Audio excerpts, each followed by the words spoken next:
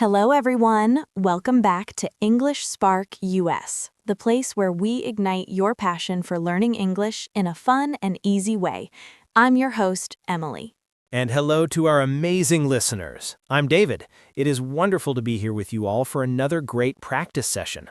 It really is, David. But I have to ask, how are you feeling today? You look a little bit sleepy. You know me too well, Emily. I am happy, but honestly, I am exhausted. Being a parent is tiring work. Oh no, did you stay up too late watching movies? I wish. No, it wasn't a movie, but wait until you hear exactly why I am so tired today. I didn't stay up late, but my children woke up incredibly early. They have so much energy in the morning, much more than I do. I understand completely. Kids are like little batteries that never run out of power. And that actually brings us to our topic for today's episode. Yes, today we are discussing daily routines with kids. This is perfect for all the parents listening or anyone who babysits nieces and nephews. We are going to cover vocabulary for the morning, afternoon, and night. It's going to be very useful. It is a busy schedule, but before we jump into the chaos of the morning, we have one small request. If you enjoy learning with us, please hit that like button and subscribe to English Spark US. It helps our community grow. Okay, let's start the day. For me, the morning routine begins at 6 a.m. sharp. 6 a.m.? That is very early, David. Do you set an alarm on your phone? No, I don't need technology. My alarm is my 5-year-old son jumping on my bed yelling, "Daddy, wake up! I'm hungry!" That sounds like a very effective, loud alarm clock. So the first step is waking up. Yes, dragging myself out of bed. But waking up is easy compared to the disaster waiting in the kitchen. So you move to the kitchen. Breakfast is the most important meal of the day. What do you usually cook? Usually we keep it simple with cereal and milk, but on special days they beg for pancakes. Pancakes are delicious, but they take a lot of work to make on a busy morning. They do, and they create a huge mess. That's a good word for today. A mess is when things are dirty or disorganized. Imagine milk spilled on the table and sticky syrup on the floor. That sounds stressful, but once the eating is done, you have to face the next big challenge. After breakfast, we have to get dressed. You might think putting on clothes is easy, right? It should be. You just put on a shirt and pants. What could go wrong? It's the socks, Emily. The socks always disappear. My daughter will sit there and say, "Daddy, I can't find my other sock." The mystery of the lost laundry. It happens to everyone. Every single day, we look under the bed, inside the sofa cushions, everywhere. We spend 10 minutes just hunting for socks. But once you finally find that missing sock, you aren't ready to leave the house yet. You still have to deal with the shoes. Putting on shoes is a slow process. Toddlers often put the left shoe on the right foot, which looks funny but is uncomfortable. That is very cute, but I bet it makes you late. Do you help them? Yes, I fix their shoes. Then we rush to the bathroom to brush our teeth. This is another battle. Dental hygiene is important. Do they like brushing? Not really. I have to make it a game. I say, "Open wide like a lion, roar," and we scrub their teeth quickly. That's a great tip. But teeth are clean, shoes are on, and now comes the moment you actually leave the house. We grab their backpacks, check for lunch boxes, and run to the car. This is called the school run, driving the kids to school. It sounds like a race against time. It is. I drop them off at the gate, wave goodbye, and say, "Be nice, learn a lot," and they run inside to their friends. And then, suddenly, silence. Yes, sweet silence. But I can't rest yet. I either go to my job or I go back home. Because even though the kids are gone, the work inside the house is just beginning. When I'm back home, I have to do chores. Chores are those boring but necessary jobs we do to keep the house clean.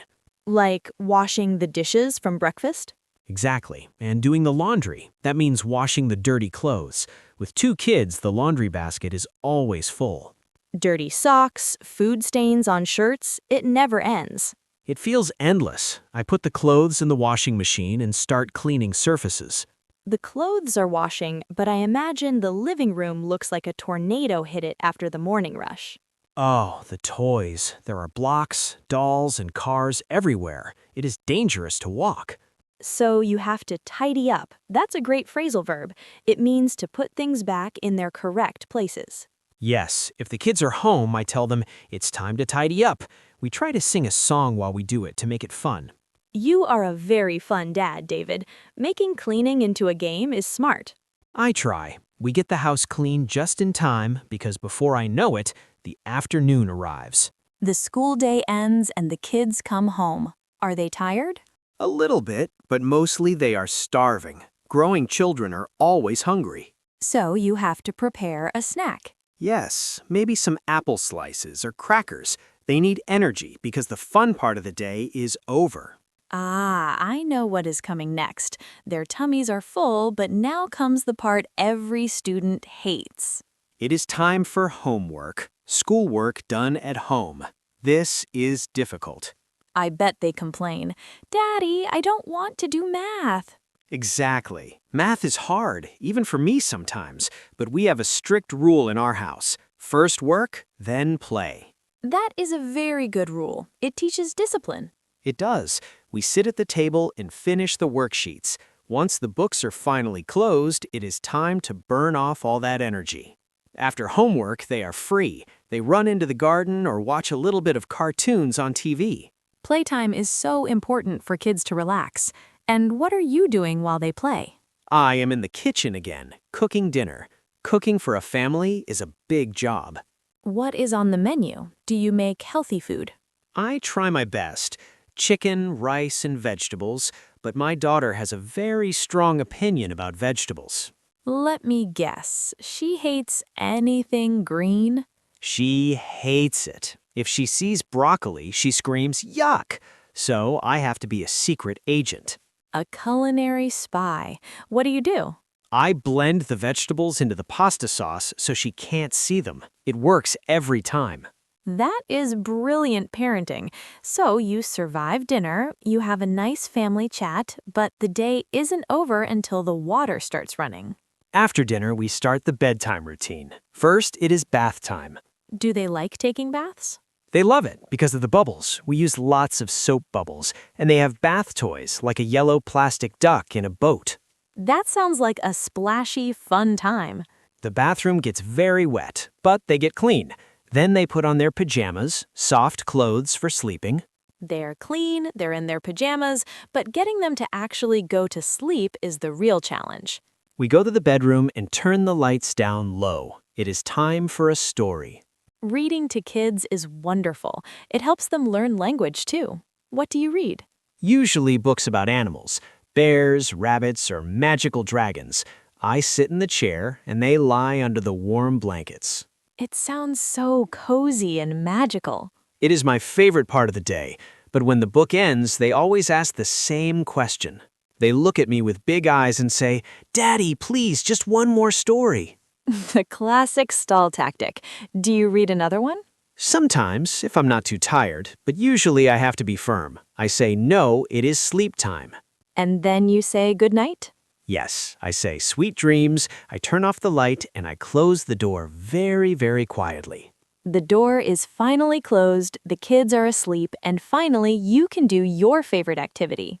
My favorite activity is doing absolutely nothing. I sit on the sofa and just breathe. You survived the day from 6 a.m. to 8 p.m. It is a marathon. I'm tired, but I feel happy. Having a routine makes life manageable. It sounds like a lovely, busy life, but that's your Monday to Friday routine. You won't believe what happens on Saturday.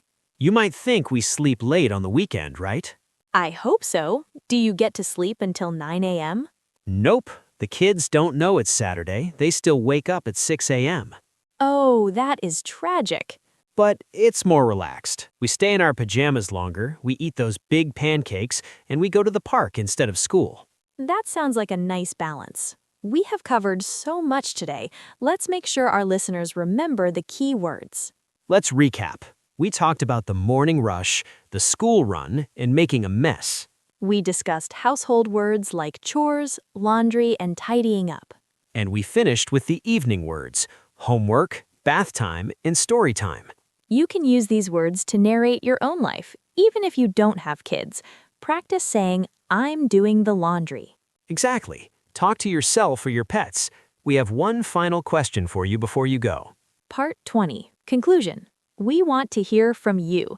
In the comments below, tell us, what is your morning routine?